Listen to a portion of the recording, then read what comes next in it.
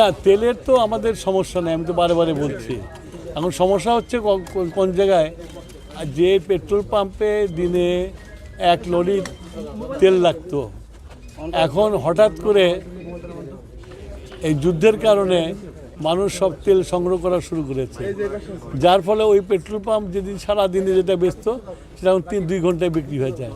তারপর পেট্রোল পাম্পটা বন্ধ হয়েছে, তখন পেট্রোল পাম্প বন্ধ হয়ে গেছে। পেট্রোল পাম্পের যে ধারণ ক্ষমতা আছে সেটা যদি ব্যবহার বেশি হয়ে যায় তাহলে স্বাভাবিকভাবে বন্ধ হবে।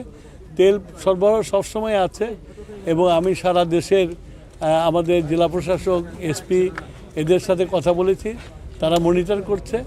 তবে এই যে হঠাৎ করে বেড়ে যাওয়ার মধ্যে দুর্নীতি আছে এবং সেটা ব্ল্যাক মার্কেটিং হচ্ছে, সেটা অলরেডি সিরাজগঞ্জে ধরা পড়ছে 2টা এবং সারা দেশেই ধরা পড়ছে। এইটা জনগণের কাছে আমার আবেদন থাকবে যে ওনারা যেন নিজেরা এটাকে দেখেন এবং কন্ট্রোল করেন। আচ্ছা, আমাদের মাননীয় প্রধানমন্ত্রীর সবচেয়ে বড় বিদ্যুতের ক্ষেত্রে সবচেয়ে বড় থ্রাস্ট সেক্টর হলো সৌরবিদ্যুৎ, রিনিউয়েবল এনার্জি। এবং আমাদের সিরাজগঞ্জে রিনিউয়েবল এনার্জির একটা প্রচুর জায়গা আছে এবং আমরা ভবিষ্যতে এইখানে 350 মেগাওয়াট যাতে করতে পারি সেইটা দেখে গেলাম। এর পরবর্তীতে আমরা এটার উপর কাজ করব।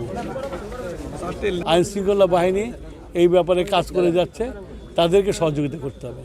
তাদের উপরে অনেক পাওয়ার স্টেশন বন্ধ করে রাখতে হয়, তারপরে মেনটেন্যান্সের জন্য বন্ধ করে রাখতে হয়। এখন আমার যা ডিমান্ড আছে সেই ডিমান্ড অনুসারে বিদ্যুৎ উৎপাদিত হচ্ছে, যার ফলে আমাদের এই যে রোজা পার হয়ে গেল কখনো কোনো ডিসরাপশন হয়নি।